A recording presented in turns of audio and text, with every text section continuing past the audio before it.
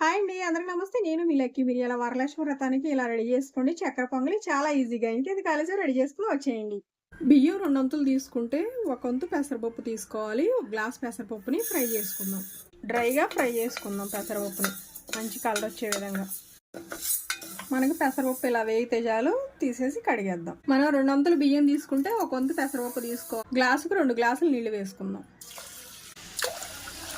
అన్నం ఉడికిచ్చినట్టే 3 whistles రానిద్దాం. Glass బెల్లం వేసుకుందాం.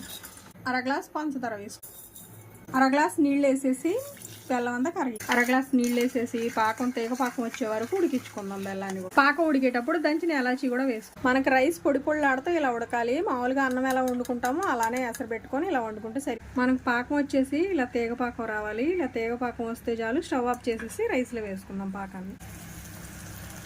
ఈ పాకం అంతా కూడా రైస్కి పట్టే విధంగా ఉడికించుకుందాం. స్టవ్ ఆన్ చేసి ఇంకొక కళాయి పెట్టుకొని తగినంత నెయ్యి వేసుకుందాం. కొంచెం నెయ్యి ఎక్కువే పట్టిద్ది.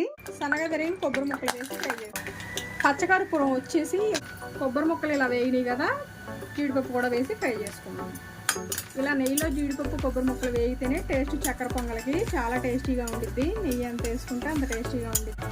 పచ్చకర్పూరం వేసినాక ఒకసారి కలుపుకుందాం. పాకం అంతా పీల్చేసి చక్కెర పొంగల్ రెడీ అయింది.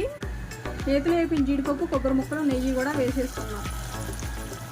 ఇంకా స్టవ్ ఆఫ్ చేసుకుంటే చాలు. ఎంతో టేస్టీగా ఉండి చక్కెర పొంగల్ అయితే రెడీ అయిందండి. చాలా టేస్టీగా ఉండిద్ది. వీడియో నచ్చిందా? లైక్ చేయండి, షేర్ చేయండి, సబ్స్క్రైబ్ చేయండి.